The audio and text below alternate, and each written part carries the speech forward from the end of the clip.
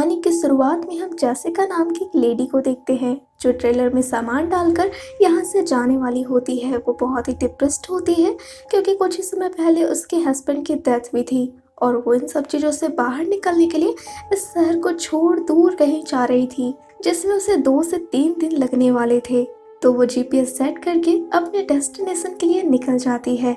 अब पहले दिन कुछ ड्राइविंग करने के बाद वो फ्यूल स्टेशन में फ्यूल डलवाती है, लेकिन उसके बाद जो होता है वो जेसिका को हैरान कर देता है क्योंकि एक ब्लैक कार उसकी गाड़ी के आगे आ जाता है जो बहुत ही स्लो चल रहा था। ना ही वो आगे जा रहा था और ना ही जेसिका को आगे जाने दे रहा था।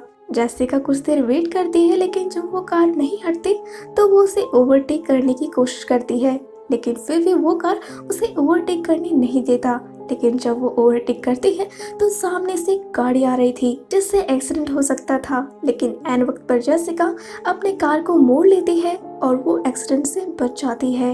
अब इसके बाद वो ब्लैक कार उसके गाड़ी के पीछे आ जाता है और उसका पीछा करने लगता है।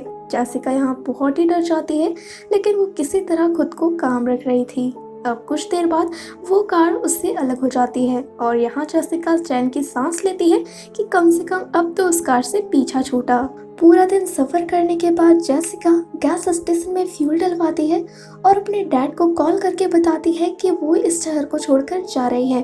तभी उसकी नजर वही ब्लैक कार पर पड़ती है जो वहीं पर होता है, जिसे देखकर वो शॉक्ड हो जाती है। इसके बाद वो रात को गुजारने के लिए एक मोटल में स्टे करती है और तभी वो एक पिक्चर निकाल कर देखने लगती है और उसकी आंखों में आंसू आ जाता है। दरअसल ये उसका हस्बैंड होता है जिसकी डेथ हो चुकी है। अब सुबह होते ही जेसिका तैयार हो जाती है क्योंकि उसे बहुत ज्यादा लंबा सफर तय करना है, लेकिन जब वो गाड़ी में बैठती है तभी वहाँ एक अजीब सा आदमी आ जाता है जो जेसिका से पूछता है, क्या तुम मुझे जानती हो? वो उसे ब्लैक कार की ओर इशारा करते हुए कहता है कि वो कार मेरी है और कल जो हुआ उसके लिए मैं माफी मांगता हूँ। दरअसल कल मैं अपनी कॉल पे बिजी था और ये सब हो गया। तो जेसिका कहती है कि कोई बात नहीं, ऐसा होता है। पर वो आदमी जेसिका से उसका नाम पूछने लगता है और साथ ही कि वो कहाँ रहती है, जिसे सुनकर जेसिका को बहुत अजीब लगता है। तो वो वहाँ से अपनी कार लेकर निकल जाती है। अब कुछ दूर ड्राइव करने के बाद जेसिका को बीच रोड पर वही ब्लैक कार खड़ी नजर आती है। तभी वही स्ट्रेंजर मैन जेसिका के पास आता है और बताता है कि मेरी गाड़ी खराब हो गई है, तो क्या तुम मुझे अगले गैस स्टेशन तक लिफ्ट दे सकती हो ताकि मैं वहां से मदद ले पाऊँ। लेकिन जेसिका को यह सब बहुत ही अजीब लग रहा था क्योंकि वो ब्लैक कार उसका शुरू से ही पीछा कर रही थी। तो जेसिका इसलिए मना कर देती है और वहां से जल्दी से निकल जाती है और रात में वो पार्किंग अलॉट में रुकती है जहां वो अपनी मॉम को कॉल करके कुछ बातें करती है और तभी उसकी नजर उस पार्किंग अलॉट में वही ब्लैक कार पर पड़ती है, जिससे जेसिका को शक हो जाता है कि सच में वो आदमी उसका पीछा कर रहा है। तो वो अपनी कार लेकर वहां से निकलने लगती है, लेकिन तभी वही आदमी उसके पास आकर उससे बात करने की कोशिश करता है, पर वो उसे इग्नोर करके वहां से आगे बढ़ जाती है। अब कुछ दूर ड्राइव करने के बाद जेसिका को फील होता है कि कोई उसका पीछा कर रहा है और ये और कोई नहीं वही ब्लैक कार होगी। तो इसलिए वो जल्दी से 911 को कॉल कर देती है और पुलिस को अपनी पूरी सिचुएशन बताती है। लेकिन कुछ देर में ही वो कार उसे ओवरटेक करके चला जाता है, जिसका मतलब है कि ये वो ब्लैक कार नहीं है। तो इसलिए वो फिर पुलिस को भी मना कर देती है और रिलैक्स होकर ड्राइविंग करने लगती है। लेकिन कुछ ही देर बाद उसका बैलेंस अपने कार से खो जाता है और उसका एक्सीडेंट हो जाता है। जेसिका चेक करने के लिए कार से बाहर आती है तो देखती है कि किसी ने जानबूझकर उसके टायर को पंचर कर दिया है। इससे पहले कि वो किसी से मदद बुला पाए, वो देखती है कि वही ब्लैक कार आके रुकी है। जेसिका बहुत डर जाती है और वो जल्दी से कार में जाकर सारे विंडोज को लॉक कर लेती है। वो आदमी जेसिका के कार के पास आते ही उसके विंडोज को तोड़ने लगता है और अंदर आकर जेसिका को बेहोश कर देता है। अब जेसिका की जब आंख खुलती है तो वो देखती है कि वो एक रूम के अंदर बंद है, जिसमें एक दरवाजा और एक बंद खिड़की के अलावा कुछ नहीं था। उसके पास उसका कोई भी सामान नहीं था, न ही फोन, न ही जूते और कुछ भी नहीं। ये देखकर वो बहुत ही डर जाती है। उसे समझ आ चुका था कि वो कितनी बड़ी मुसीबत में फंस चुकी है। वो उस विंडो के जरिए जोरों जोर से आवाजें लगाती है, लेकिन शायद ये घर एक वीराने में था और उसकी आवाज कहीं भी नहीं जाती। सुबह से रात हो जाती है और रात में वो आदमी जेसिका के पास आता है। जेसिका बहुत डरी हुई थी उसे रिक्वेस्ट करती है कि वो उसे जाने दे और साथ ही वो उसे पैसे भी ऑफर करती है कि वो जितना चाहे वो उतना पैसा उसे दे सकती है। पर उसकी बातों से पता चलता है कि वो ये सब कुछ पैसों के लिए नहीं करता, बल्कि उसने कई बार ऐसा किया है और वो ये सब कुछ सिर्फ अपने एंटरटेनमेंट के लिए करता है। वो आदमी जेसिका को कपड़े उतारने को कहता है तो जेसिका बाथरूम जाने का बहाना बनाती है। वो आदमी उसे जाने देता है और मौका देखकर जेसिका वहां से भागने लगती है, लेकिन वो उसे पकड़ लेता है और उसे बहुत मारता है और वो उसे उसी के फोन में एक तस्वीर दिखाकर उसके बारे में पूछता है। दरअसल यही जेसिका का हस्बैंड है जिसने 6 महीने पहले सुसाइड कर लिया, जिसके लिए जेसिका खुद को ही जिम्मेवार मानती है और इसी से पीछा छुड़ाने के लिए वो अपने शहर को चेंज कर रही थी। जेसिका बहुत रो रही थी और इसके बाद वो आदमी जेसिका के गले से उसकी रिंग खोल लेता है और वहां से चला जाता है। अब सुबह हो जाती है और जेसिका वहां से निकलने का कोई रास्ता ढूंढने लगती है। पहले तो वो दरवाजा खोलने की कोशिश करती है, लेकिन ना खोलने पर वो की होल से देखती है और उसे पता चलता है कि इस दरवाजे की चाबी इसी में लगी हुई है। तो वो अपने शर्ट को दरवाजे के नीचे रख देती है और दरवाजे को जोर जोर से धक्का देती है, पर फिर भी वो चाबी शर्ट में नहीं गिरती। उसे उसी रूम में एक कील मिलती है जिसे वो उखाड़ लेती है और उससे चाबी को धकेलती है और वो चाबी उसके शर्ट पर गिर जाती है और वो बाहर निकल जाती है। लेकिन इससे पहले कि वो उस घर से बाहर निकल पाती, वो आदमी वहां आ जाता है तो जेसिका दरवाजे के पीछे छिप जाती है। वो आदमी आराम से चेयर पर बैठ के अपनी पत्नी से बातें करने लगता है और यहाँ पता चलता है कि उसके इस कारनामे के बारे में किसी को पता नहीं है। वो एक बिजनेस ट्रिप के बहाने से यहाँ आता है और अपने इस काम को अंजाम देता है। जैसे ही वो आदमी अपने चेयर से उठता है, जेसिका सीधा दरवाजा खोलकर जंगल की तरफ भागने लगती है। उसके पाँव में जूते भी नहीं थे। वो आदमी भी जेसिका के पीछे आ रहा था तो जेसिका जितना हो सके उतना तेजी से भाग रही थी, पर तभी उसके पाँव में लकड़ी का एक टुकड़ा घुस जाता है और उसकी चीख निकल जाती है, जिससे वो आदमी उसके चीख के डायरेक्शन में ही आने लगता है। पर जेसिका रुकती नहीं, वो उस लकड़ी को निकालती है और भागने लगती है और वो एक रिवर के किनारे पहुंच जाती है और वो आदमी उसके सामने था। यहाँ जेसिका के पास 3 ऑप्शंस थे। या तो वो उस आदमी का सामना करे, जो कि जेसिका बिल्कुल नहीं कर सकती थी क्योंकि उसने 2 दिनों से कुछ भी खाया नहीं था।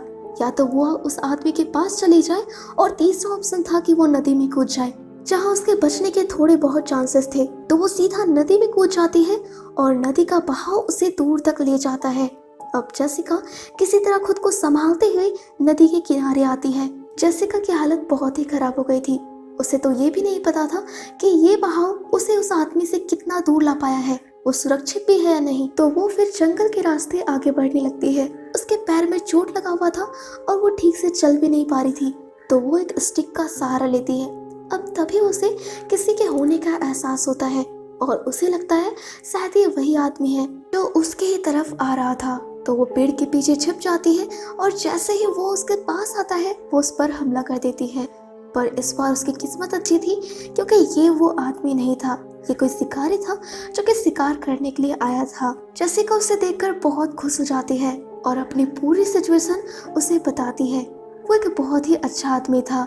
जेसिका उससे फोन मांगती है पुलिस को कॉल करने के लिए, लेकिन जेसिका ने जब उस पर हमला किया था तो फोन टूट चुका था। वो आदमी जेसिका को अपने कार में ले जाता है, खाने के लिए देता है और साथ में उसे जूते भी देता है और विश्वास दिलाता है कि वो उसे कुछ भी नहीं होने देगा। जेसिका जितना जल्दी हो सके इस जंगल को छोड़कर पुलिस के पास जाना चाहती थी और वो दोनों फिर जंगल से शहर की ओर निकल जाते हैं, लेकिन रास्ते में एक पेड़ गिरा हुआ था।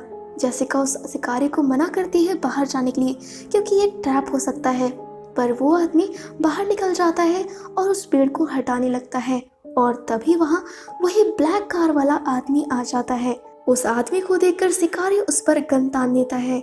गन देखकर वो आदमी शिकारी को गुमराह करने की कोशिश करता है और कहता है कि जेसिका उसकी पागल बहन है जो हमेशा घर से भाग जाती है और अलग अलग लोगों को अपनी कहानी बनाती है और उसे मजबूरन पुलिस में कंप्लेन करना पड़ता है। उस आदमी की इस बात को सुनकर एक पल के लिए वो शिकारी भी कंफ्यूज हो जाता है। तो जेसिका कहती है कि अगर उस आदमी ने पुलिस को कॉल किया होगा तो उसके कॉल हिस्ट्री से पता चल जाएगा। तो वो शिकारी उस आदमी से उसका फोन मांगता है, लेकिन जैसे ही वो शिकारी उसका फोन लेने जाता है वो आदमी उसकी ही गन छीनकर उस शिकारी को मार देता है। ये देखकर जेसिका बहुत डर जाती है और सीधा जंगल की ओर भागने लगती है। पर अब तो उस आदमी के पास गन भी थी और वो जेसिका को शूट कर देता है, जो कि सीधा उसके शोल्डर पर जाकर लगती है। पर जेसिका हार नहीं मानती और वो भागती रहती है और एक जगह जाकर छिप जाती है। रात हो चुकी थी पर फिर भी वो आदमी जेसिका का पीछा नहीं छोड़ता। वो उसे उकसाकर बाहर निकालने की भी कोशिश करता है, ये कहकर कि उसका पति बहुत ही डरपोक था और इसलिए उसने सुसाइड कर लिया। पर फिर भी जेसिका खुद को संभाल लेती है और वो बाहर नहीं निकलती। अब थक हार कर वो आदमी जेसिका को वहीं छोड़कर वहां से चला जाता है। अब सुबह जब जेसिका की आंख खुलती है तो वो उसी ब्लैक कार को देखती है। दरअसल वो आदमी उस शिकारी के डेड बॉडी को ठिकाने लगाने आया था। तो जेसिका जल्दी से कार में चली जाती है, ये सोचकर कि वो कार लेकर वहां से निकल जाएगी। पर अनफॉर्चुनेटली कार की चाबी वहां नहीं होती और तभी वो आदमी भी कार के पास आ रहा था। ये देखकर जेसिका उसके फोन को लेकर कार की पीछे वाली सीट पे छिप जाती है। वो आदमी कार में आकर बैठ जाता है और ड्राइव करने लगता है। इधर जेसिका 911 को कॉल करके धीमी आवाज में अपनी सिचुएशन बताती है और कॉल को ट्रस्ट करने को कहती है। अब कुछ देर बाद वो आदमी अपने फोन को ढूंढने लगता है, जो उसे नहीं मिलता। तो वो गाड़ी को रोकता है क्योंकि उसे शक हो चुका था। इधर जेसिका भी जानती थी कि किलर को पता चल चुका है। तो किलर जैसे ही बैक वाली सीट पर झांकता है, जेसिका दम लगाकर उस पर हमला कर देती है। साथ ही वो एक्सीलेटर पर भी अपना पैर रख देती है, जिससे गाड़ी चलने लगती है और उस गाड़ी का एक्सीडेंट हो जाता है, जिसमें जेसिका को और उस किलर को दोनों को ही चोट लगती है। पर जेसिका किसी तरह वहां से निकलती है और भागना शुरू करती है, क्योंकि वो किलर अभी भी जिंदा था, जो कार से बाहर आता है और जेसिका के पीछे लग जाता है। भागते भागते एक पॉइंट पर जेसिका रुक जाती है, क्योंकि उसने डिसाइड कर लिया था कि अब वो और नहीं भागेगी, वो उस किलर का सामना करेगी। उसके पास उस किलर का फोन था, जिससे वो उसकी वाइफ को कॉल करती है। वो कहती है कि तुम्हारा पति किलर है, एक साइको है जिसने कई लोगों को मारा है। मेरा नाम जेसिका है, जिसकी आवाज तुम आखिरी बार सुन रही हो, क्योंकि मुझे भी तुम्हारा पति मारने वाला है। ये सब कुछ वो किलर सुन रहा था, जो कि बिल्कुल शॉक्ड था, क्योंकि यहाँ उसकी पूरी पोल खुल चुकी थी। तो वो आदमी सीधा जेसिका पर हमला कर देता है। उसके पास चाकू था, जिससे वो जेसिका को स्टैब करने की कोशिश करता है। पर इस बार जेसिका पूरी तरह से प्रिपेयर थी। वो स्टूल को उठाकर उसी आदमी के पेट में घुसा देती है और उस आदमी की मौत हो जाती है। यहाँ जेसिका बहुत ही ज्यादा घायल थी, पर वो अब अपनी जिंदगी को जीना सीख चुकी थी और वो वहीं लेट जाती है और तभी उसे हेलीकॉप्टर की आवाज सुनाई देती है, यानी कि उसकी कॉल ट्रेस हो चुकी है और उसे रेस्क्यू कर लिया जाएगा। और यही हो जाती है ये फिल्म खत्म। ऐसे ही बेहतरीन फिल्में देखने के लिए मेरे चैनल को सब्सक्राइब कर लीजिए। मूवी पसंद आई है तो मूवी को लाइक करके इसके ऊपर एक अच्छा सा कमेंट कर दीजिए। अब मिलते हैं अगले फिल्म के एक्सप्लेनेशन में।